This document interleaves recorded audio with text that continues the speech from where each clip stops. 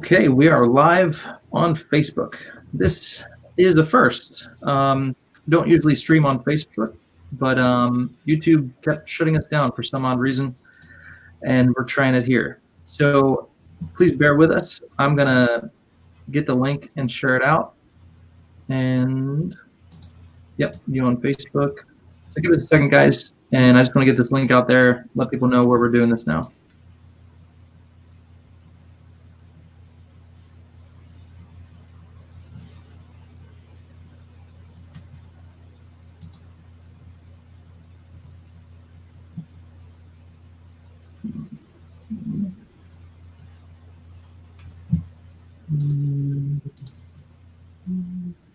Gotta find out where the share button would be.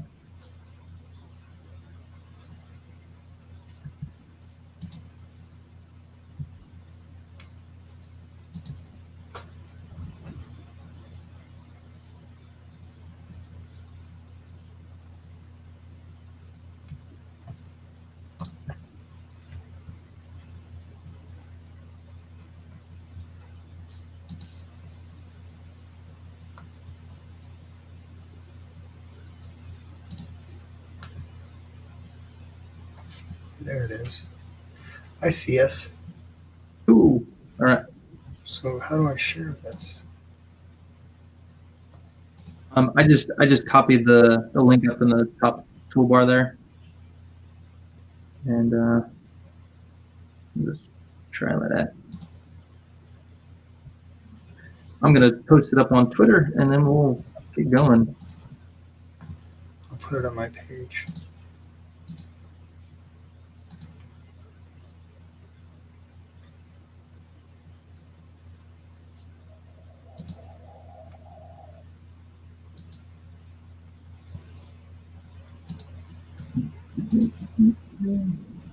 So, for anyone, this is our interview with Gary Shipman. Did it on YouTube, and it was removed for whatever odd reason. It said for community guidelines or something, but I don't know if we were flagged or what. Someone's playing mean with us, but we're gonna get it done. We're gonna do this on Facebook, man.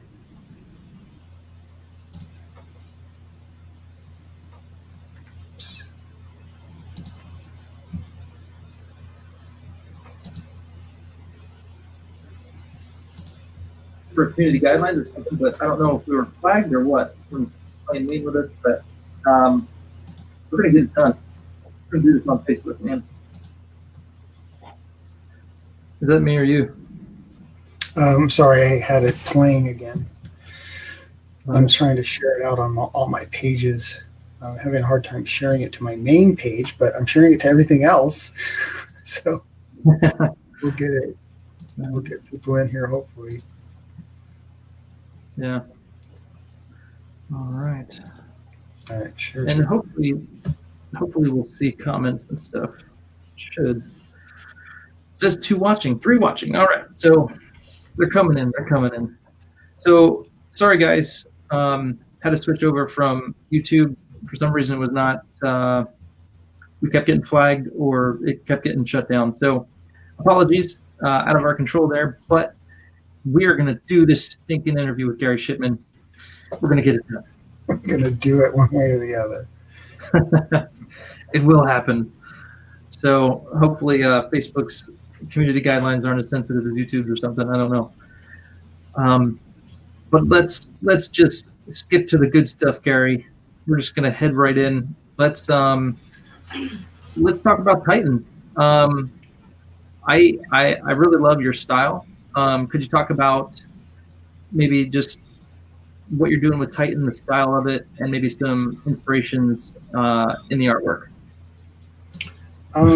Yeah, main inspirations. I take from a lot of things, from anywhere from basically mostly comics. I love the medium of comics. I love the ability of telling a story. And comics is one of the best ways, I think, to do it. And there are certain things that you can't really do in any other way other than with comics. And when it's done right, it's amazing and magical. And I'm not saying that I've achieved that, but it is something that I strive for. So my influences mostly in comic books would be not in any order. I'm just going to throw out names, but like Frank Miller, John Byrne, Klaus Janson, who basically, I really like Klaus Janson a lot. He is the inker on Frank Miller's run on Daredevil, and he inked Batman the Dark Knight Returns. And he's also gone off and done his own stuff, but I really love how he inks Frank Miller. He's probably my favorite inker. I would love it if Klaus Janson could ink Titan, but it's okay that he doesn't. But yeah, I like a lot of different creators out there. Arthur Adams was a huge influence to me back in the 80s and early 90s. But yeah, so I just really enjoy the medium. Very cool. With your here, I'm gonna share. Let's see here. I'm gonna share your Titan campaign page up on Indiegogo, just so I could show our audience your amazing artwork. And what I love, I want to show them some pages that I really, really love. Let's try that out. All right, Titan Mouse of Might. Let me find the page. So those of you that are on Facebook, this is the first time I've ever been on a Facebook live stream. Al Fountain is saying that this is confusing. But if you guys could share this out and let everybody know, we were having trouble with YouTube for some reason. So maybe if you let everybody know, maybe people will bounce in here and we could have more people in the chat and stuff. Yeah. I've never had that happen before where it kept getting taken off, and then the reasons were, community guidelines or something. And then the second one was different. It said, what was the other one, Gary? It said didn't meet the guidelines of YouTube. Like it was flagged or something? I don't know. Yeah. So I don't know if, what was going on there. But so we tried it twice and it kept getting stopped. So we figured, let's try Facebook. So it's on, should be on my Eric Minotowski art page. Again, I've never done this either, so I don't know like how it might be different. Like where to find it might be different than normal stuff. But anyway, we're gonna give it a try, and then hopefully it's available later to watch or something. Hopefully it saves it like a YouTube would. I don't know, but we'll find out. Right. So anyway, thank you guys for your patience. Thanks for sorry for the madness here. Let me go back to the StreamYard, see if there's any comments. There is sound now. Can you guys not? Al Fountain was asking any sound yet, and I said there is sound now. I think we were just being quiet and we were trying to figure out how to share it out and stuff. There was like a lull in the sound, so he probably thought it was silent. Okay, all right. I don't hear anything on my phone. And I mean, it's live, so I hear sound on YouTube. What? Maybe there's a mute. Oh, maybe there's a mute button that he needs to hit. Hold on a second. Art screen. I mean, nobody's muted. I mean, on his own, the thing he's watching, maybe he hasn't muted. Maybe. All right. So if anybody's out there and you can hear us, please let us know. There's only 2 watching.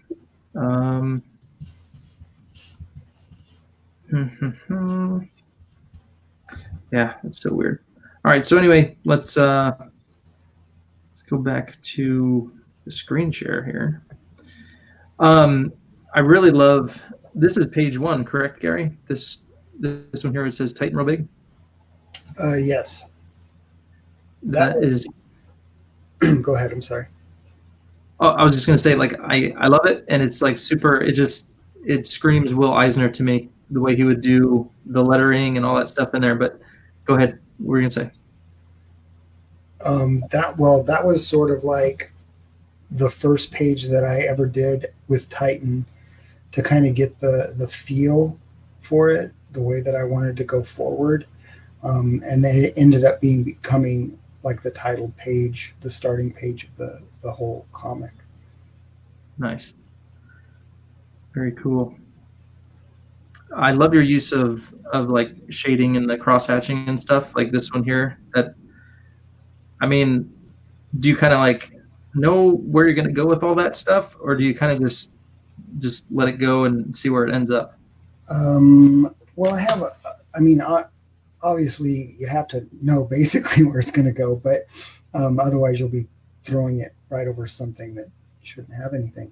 But a lot of this has been experimental. I'm doing it. I'm learning this technique. A lot of them, like the one where Titan is shooting his grappling gun and then launching that splash page with the clouds in the background and then the texture on the sign. All that stuff is relatively experimental. I've done cross hatching before, but not to this level. It's kind of like just abandoning yourself to it. Just like, you know what, I'm doing it. If it turns out terrible, then well, it turns out terrible. But it really is a freeing kind of thing. And I think for a long time, I've held back. I've wanted to do things very tight.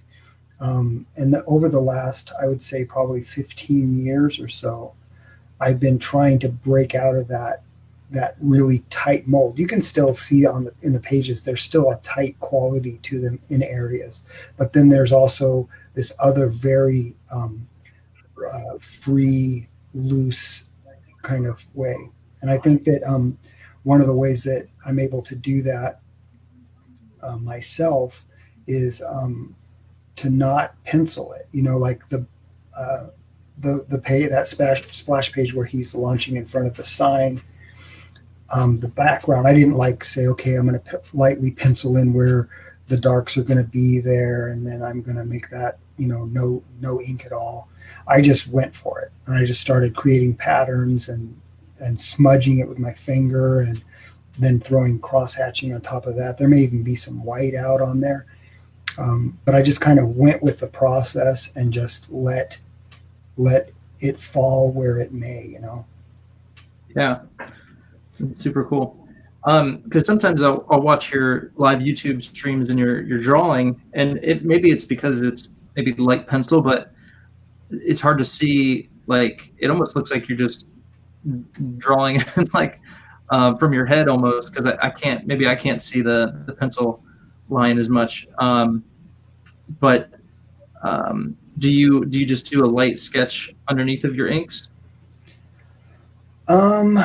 Well, like looking at it depends on any particular page that we're talking about. So like looking at that same page with that splash page where he's launching in front of the sign, I did pencil in like where the sign would be, like the contour, and maybe that perspective edge of the sign.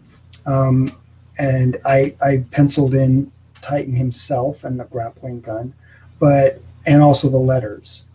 But everything else, like the textures and things like that, it's just, I didn't like shade in like, oh, all this is going to be gray or you know what I mean? Like, I'm going to cross hatch all this. I didn't cross hatch out everything with blue pencil. I just did it, So Gotcha. There are times when, like I just do, like even like his gloves, for the most part, I don't pencil out the way the light hits his gloves. Basically ever. I mean, there may be one or two times that I've done it, but mostly that's just knock it out. It's like I know where the light's going to hit roughly. I'm going to have more dark on the cuff of the glove on the lower portion, and then the upper portion I'll use a thinner darkness. You know what I'm saying? Yeah. And I'll just kind of let that line wiggle just wherever the brush goes. But I am paying attention, just like you would with a pencil. I'm sort of using a brush or a quill or even the mechanical. Are those mechanical pens? I don't know what we call them. Technical Like pens. the Micron Yeah, pens or something. I'll use those as well, but I'll maybe use them more like I would use a pencil Gotcha. instead of, at least that's the way my brain works. Like I think, oh, this is pencil. I'm working with a pencil now. Now I'm working with ink, so it's a different skill set. What I try to do is take the pen or the ink process and say, how would I sketch this? How would I use a pencil right now? Forget about what tool I'm using and just do it. And I've found that a lot of times, new kind of life comes to what I'm trying to do because I'm not restricting myself to the way or the format that I used to. And I'm talking when I say used to, I'm talking about like 30 years ago, 25, 30 years ago. Gotcha. Or maybe even 15 years ago, I'd say. I started changing like 15 years ago because I was doing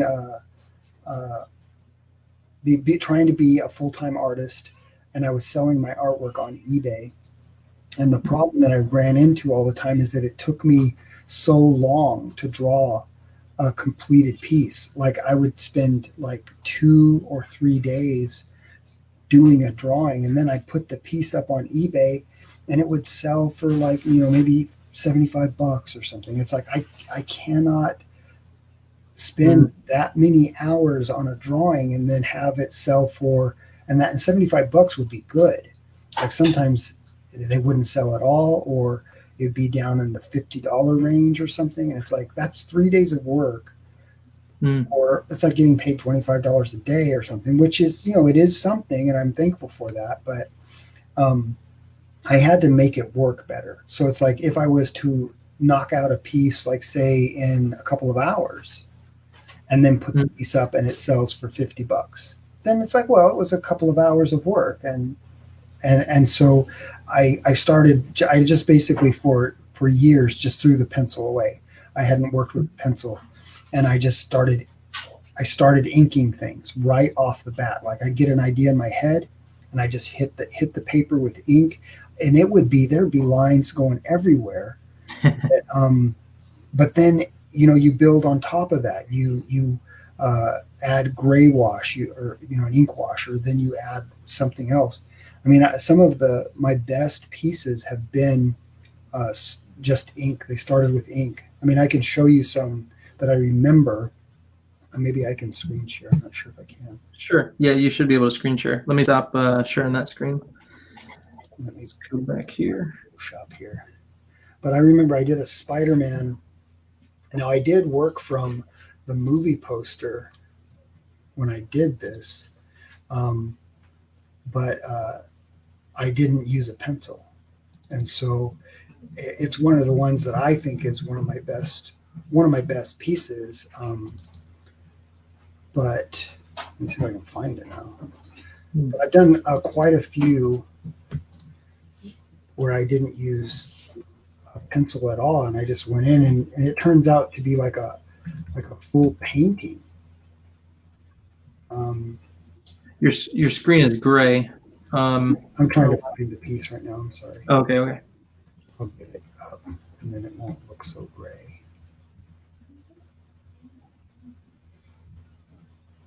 Well, there's just a ton of Spider-Man. I could just grab any of them, I guess.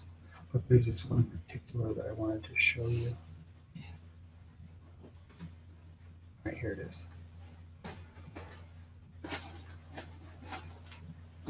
Can you see that? Yep. Yeah.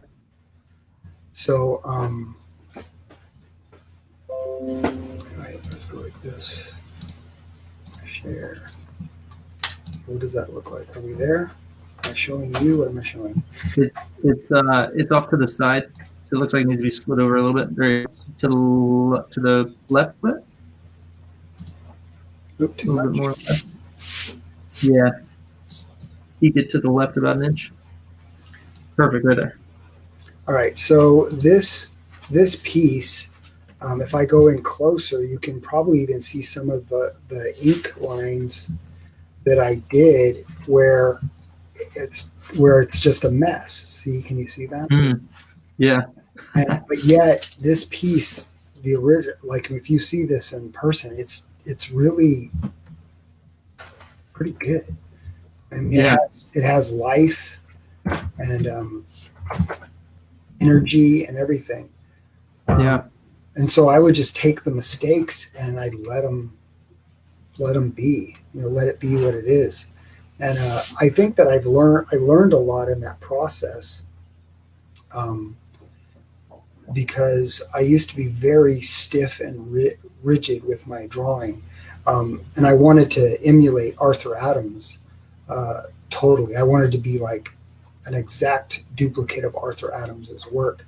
I still think he's a phenomenal artist, but he's him. You know what I mean? And I gotta be me. So Yeah. I think I love his work. And I also love the work of Bill Sienkiewicz. So see that kind of working into this Spider-Man piece. Yeah. Very nice. Yeah. So I've had to, by necessity, learn how to work faster. Yeah, that's a big. Some artists, struggle with that, and that's why they can't make it, in the comic book industry, just because there's, especially working on a book, you have a month timeline, or maybe a little over a month, so you have to be able to be a little quicker. So, how long have you been working on Titan for? Because you're up in the 40s page wise. Yeah, I'm on page 46 right now. That's the page I'm working on. Okay. And I've been trying to maintain, which it hasn't worked, not because I can't get a page done in a day, but just other things come up and I just can't sit down to actually draw. But I have been trying to maintain a page a day. Yeah, and I mean, these pages are awesome, and I do want to say that you are definitely, if you're striving for that fluidity and that's just that action. I mean, it comes out, and like I love this panel, the one in the middle here with him just crouching down. Like, there's so much action there, and just how you're even using the blacks in the background. Like, it's awesome, man. Yeah, thank you. So, for those of you who don't know, Gary does have his Titan campaign up on Indiegogo right now. At the close of the campaign, he raised $1,600, and he's up to 17 right now, a little over $1,000 more. Congratulations, Gary. That's awesome. Thank you. 262 backers. So just putting it out there if anyone wants to check out a really cool book. And could you just go over the premise real quick, Gary? Tell them about this Titan mouse. Yeah, basically he comes from a world called Packen's Land, which was a whole nother series that I did like 25 years ago, which we collected, I believe, last year. It could have been this year. I'm not sure. We collected it together in an omnibus last year and did a Indiegogo campaign and raised the money to get it done. It was 519 pages of story and art. Anyways, so we collected that, and then from the Packen's Land world, we thought, or at least I was thinking, I wanted the next project will be Titan, and Titan comes from the world of Packen's Land, and it's sort of like the reverse, sort of a reverse story, in the sense that Packen's Land was about a boy who comes from like our world or the real world and goes into this magical world called Packen's Land. Well, Titan is the reverse of that. It's where an animal from the world of Packen's Land travels or is transported into the real world. And so he's basically dealing with having he's suffered some pretty huge losses because of that thing, which if you are interested, you can go check out the Titan Mouse of Might campaign. and pick up a book. But if you want to get the full story, I would recommend getting both Packens Land and Titan, and then you'll be able to see how things link together.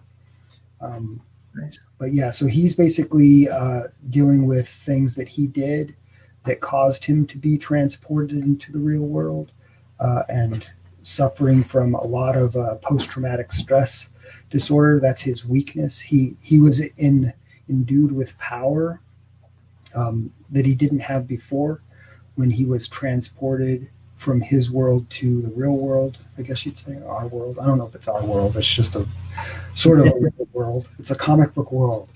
Yeah. And so in that process, he was endued with supernatural powers.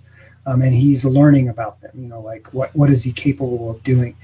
But his kryptonite is the regret, the things that he's done wrong, and the people or character, not people, but animals, and the relations that he has hurt along the way. When he starts thinking about those things in a wrong way, it overcomes him, and he's weak and can't do anything. And so you see, as you read the Titan story, he gets affected by that a lot, and sometimes it's not. This looks like is this one of those times where he's having a flashback? I'm not sure where you're. Let me look on StreamYards. He's like, no, not now. Yes, that Very is. cool. And so in the flashbacks, or that whatever we call those, these stress things happen to him while he's going about trying to rescue or something, do something heroic. He'll get like these flashbacks, and they basically cripple him. And at those times is when he's the most vulnerable to attack and things like that. And so they happen a lot. He's actually kind of a broken character, and he's trying to right some things that he did wrong, but he's doing it while he's still kind of trying to battle or something. Yeah, that's rad. I like that. And this, I don't know if you're looking at the screen, but I love this panel. This is like, I love it. You get so much depth in there. And when you drew all the mechanical stuff going on, was that kind of like on the fly, like, something here and a little bit there? Like, yeah, I try to, I try to just throw as much weird mechanical stuff. There's like some of it looks like it's an Atari game system. Plug that in, and then right above his head right there, it looks almost like a viewfinder for like some old VCR or something. Right. I was gonna say like an old Polaroid camera or something.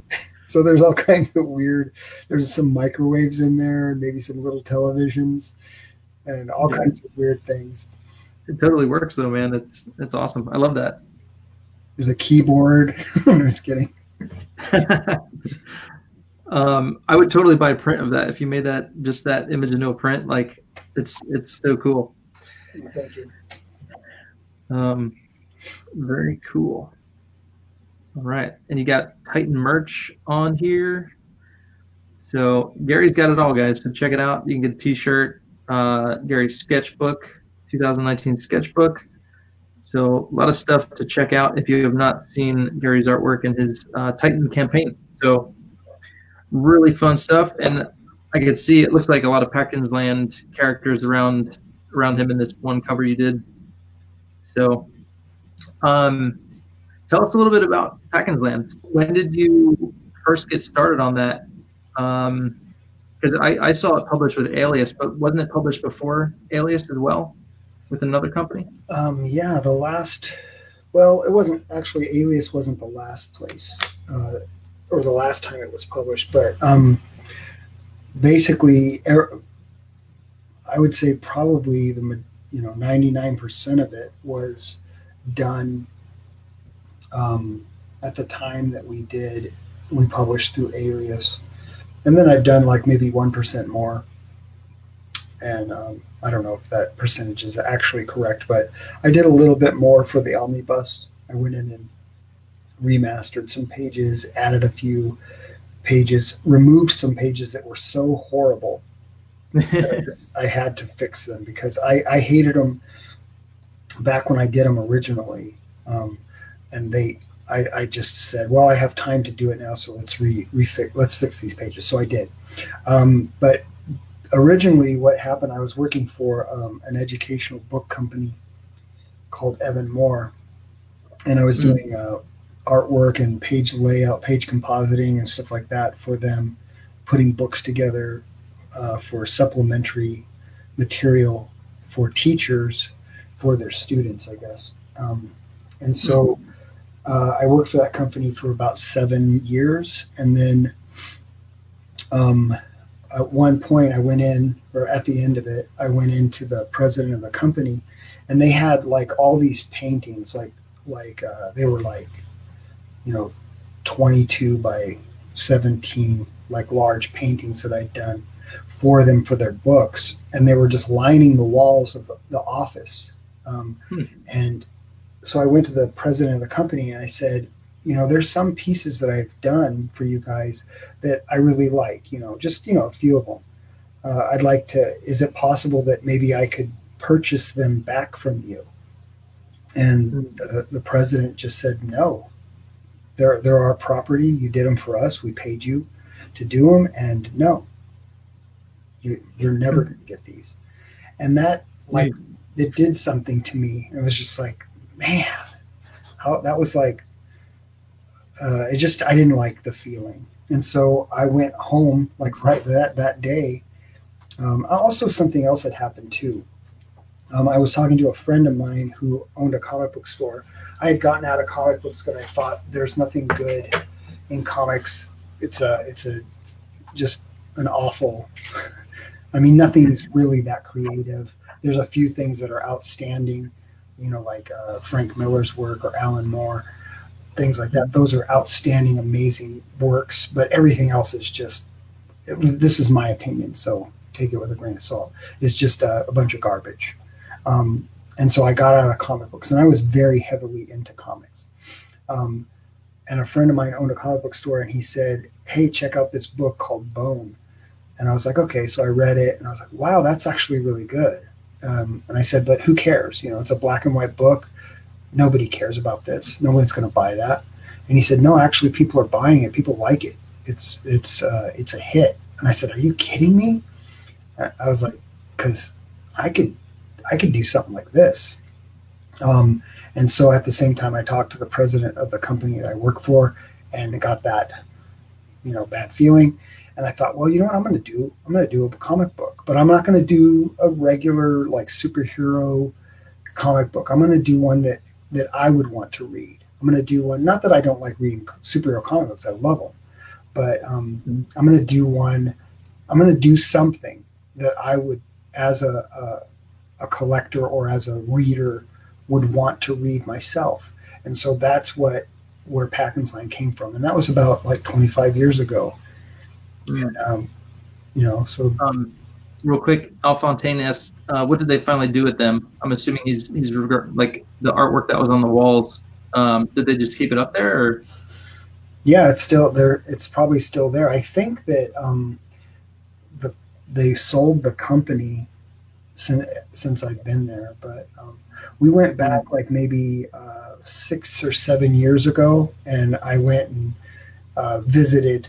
I took my family and everything. We went and visited the company, and all the paintings were on the wall still.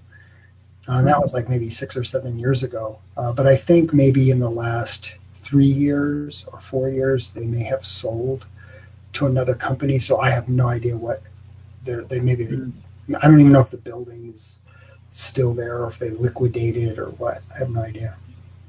Yeah. Crazy. Well, that's a good story, man. At least it inspired you to, keep going and create something new and unique.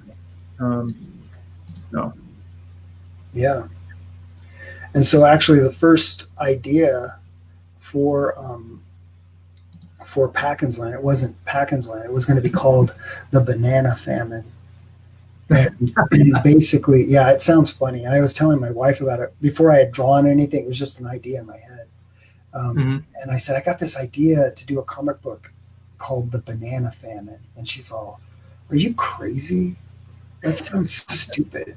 And I said, I know it sounds weird, but when you see what I'm going to do and you put the images with what it says, it's going to be cool.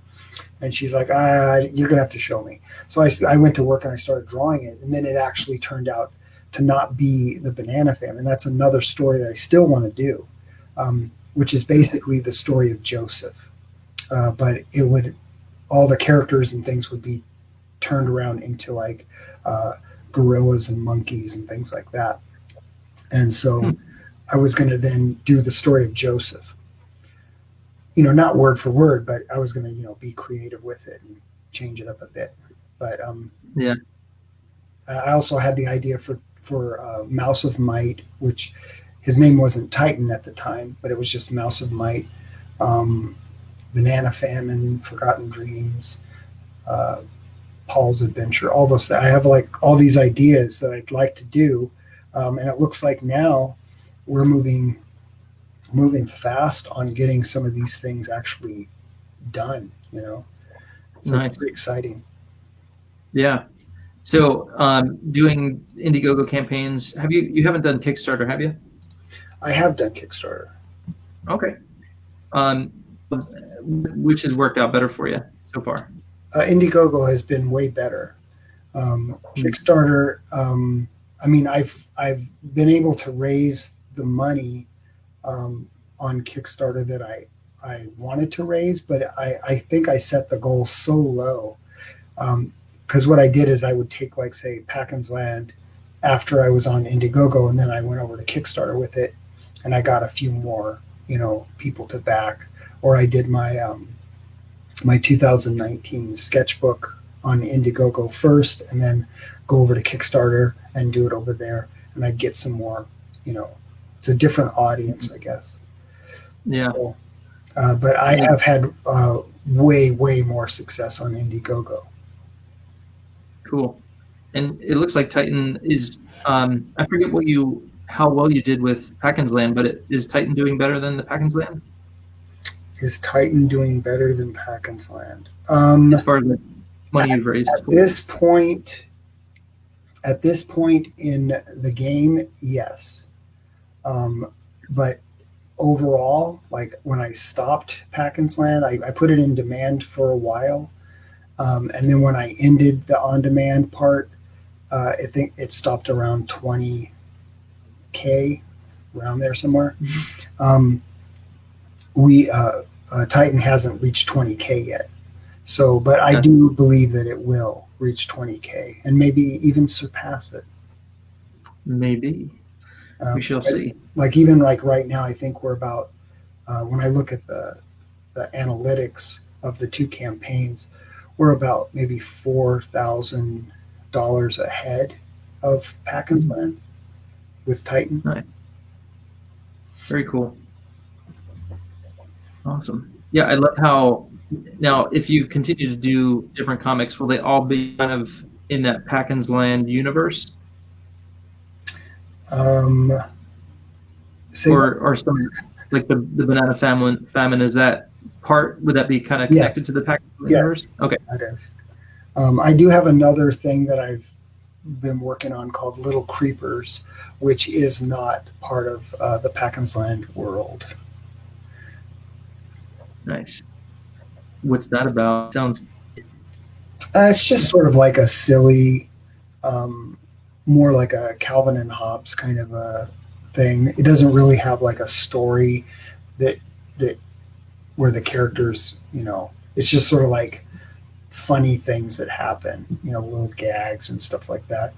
And I have like these two characters so far, and I don't even know what their names are, but I've done several pages of it. I'd like to get that done, as a book. Yeah. Nice. Question for you. When you were, just getting into comics, or it was kind of like, you got that comic bug, was the creative aspect where you were like, I want to create my own characters, I want to, build these worlds. Was that kind of like, did that happen right away, or was that something that happened, years and years later? Or, I mean, you did mention your idea for doing Packens Land, but have you always been a creator in that regard? Have I always been what? You kind of cut out. Creator? Um, no, I haven't always been. I mean, I wanted to work when I first started doing art and comics and stuff. I wanted to work for like Marvel and DC, and I was very narrow minded about that. It's like if I don't work for Marvel or DC, then I'm not going to do this. And then I reached kind of this moment, and I think it was in the late '80s, and that was when I quit. I mean, I just said forget it. I did like one page. I just poured everything I could into pencils. That's the other thing. I wanted to be a penciler for Marvel or DC, and so I poured everything that I had into this page, a Batman page, and I went to the San Diego Comic-Con. This was before it was in that big facility. I think it may have been the last year that it was in the smaller facility, and they were just bursting at the seams, so they had to move. But I went there and I showed my work around and everything. I'm not sure if that was the time or not, but I showed my artwork to Klaus Janson, who is the inker of Daredevil with Frank Miller and the inker of Batman, The Dark Knight Returns. Anyways, I showed my work to him, and he said, he was flipping through like my portfolio, and he says, "What is it that you want to do?" And I said, "I want to be a penciler." He said, "Well, I could give you a job right now as a colorist if you want." And I said, "No, I want to be a penciler." So I messed up my career, or maybe I didn't, whatever. I feel like in some ways, maybe that would have led me down a path that would have been bad for me, because I became a Christian after that, and my values have changed totally. And that's another reason why I got out of the whole comic thing to begin with. But I showed my work to different people there at the San Diego Con, and the Dark Horse, I think, was interested, but I didn't want to work for Dark Horse. I want to work for Marvel or DC. And so then basically I just gave it up for like maybe, I don't know, 10 years. And I just went and pursued, working for like other companies that were non-comic related, which taught me a lot. I never did backgrounds before. I always just did characters fighting or something. And so I've learned a lot in all that time. Cool. Nice. So yeah, I guess your question was, have I always been a creator? No, not really. Mostly I just kind of was taking characters from Marvel and DC and just doing them the way I do them. And then when I did Packens Land, that was one of the first. I mean, I'd done other ideas before that never saw any kind of publication or anything like that, and it was mostly just me messing around like with my friends. We'd come up with some weird storyline and stuff, just goofing off.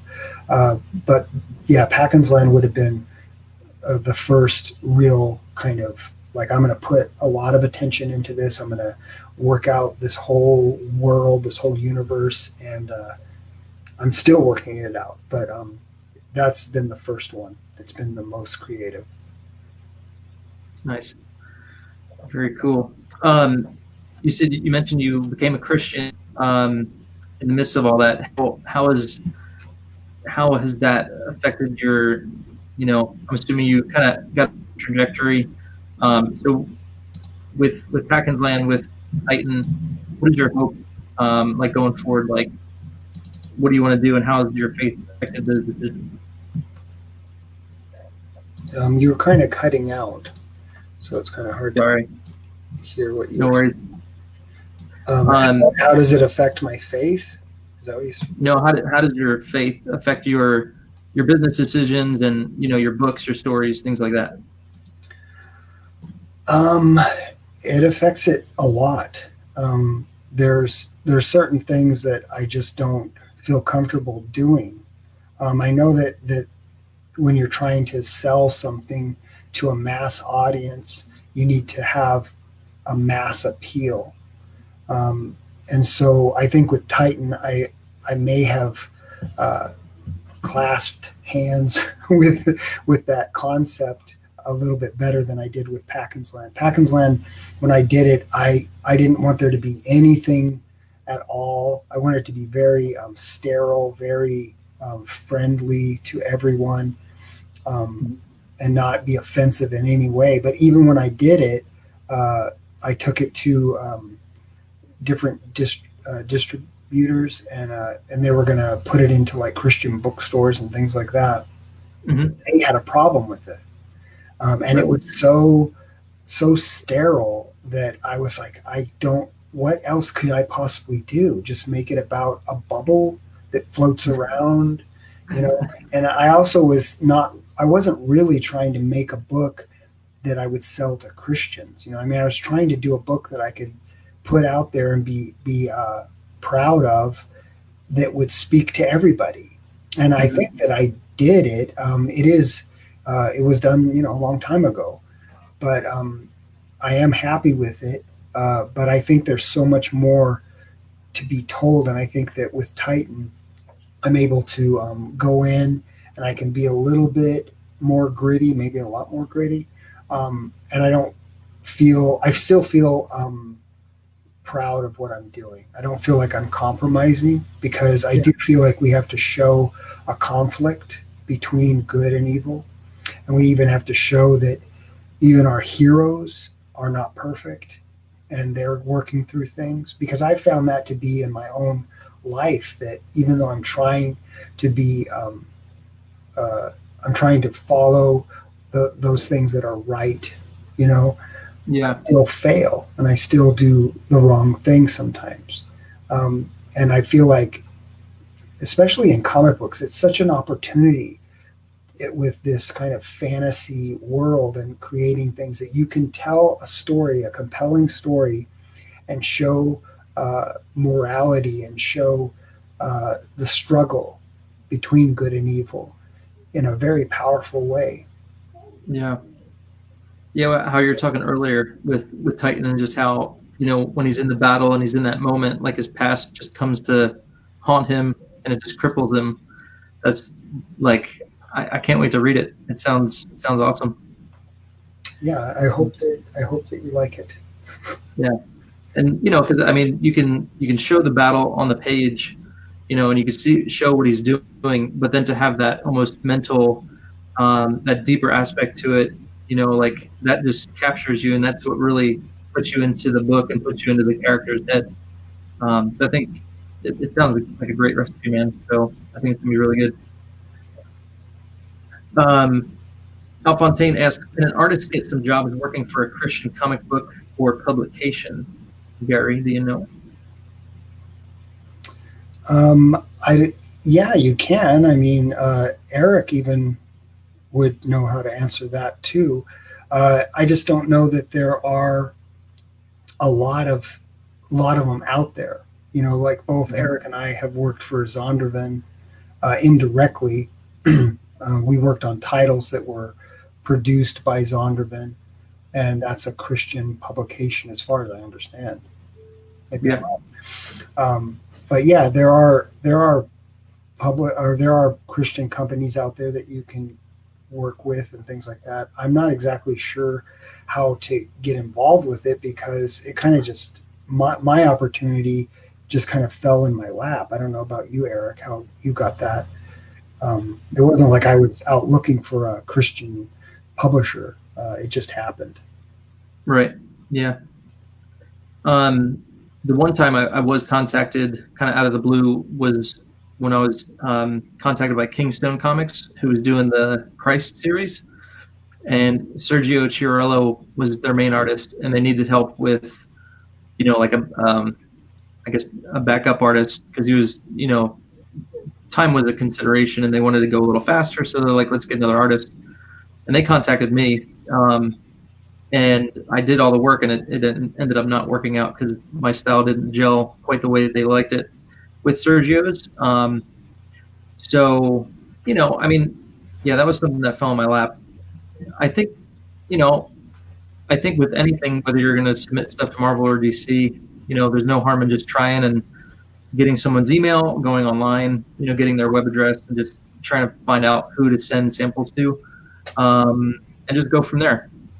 Because you never know, but you're probably going to end up working on their properties and their series and their stories. So, if that's what you want to do it. And just speaking of myself, I'd rather be able to, if I can, if I can afford it, do my own stories and work for myself.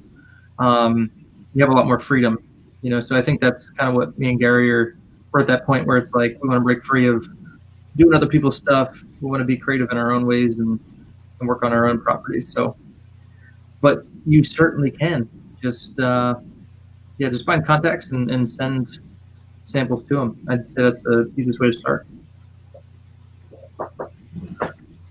Very cool. Well, we've got we're almost hitting an hour, so if anybody in the chat wants to ask Gary any questions, we'll hit those questions for you.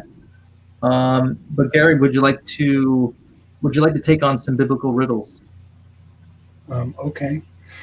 All right. All right. So it's kind of funny. My kids were pretending, they're like getting married, and they're, doing that thing. And my son opened his Bible, and there's these riddles in there. And so the riddles all have to do with the 12 tribes of Israel. All right. So this is going to test your biblical knowledge, Gary. All right. Okay. So I'm gonna ask you a question, and the answer is one of the 12 tribes of Israel. All right. So, so the first one, this one's easy. Here you go. Which tribe wore blue jeans? Which tribe were what? Wore blue jeans. Levi. Levi, you got it. The Levi's. All right. So not too bad, right? So these aren't really. All right. Which tribe makes a good sandwich? Reuben. That's it. He's good, folks. All right. This one's a little more difficult. Which has 4 wheels and sits in the driveway?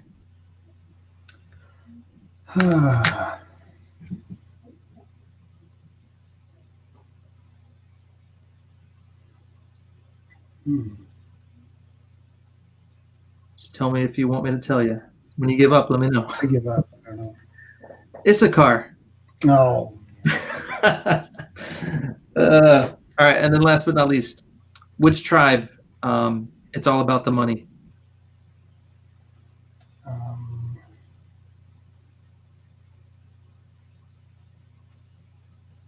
I don't know. Benjamins.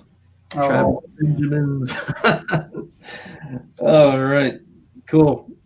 Well, awesome, Gary. Thank you so much for hanging out. Thank you for sticking with this stream that did not want to go, but we got through it.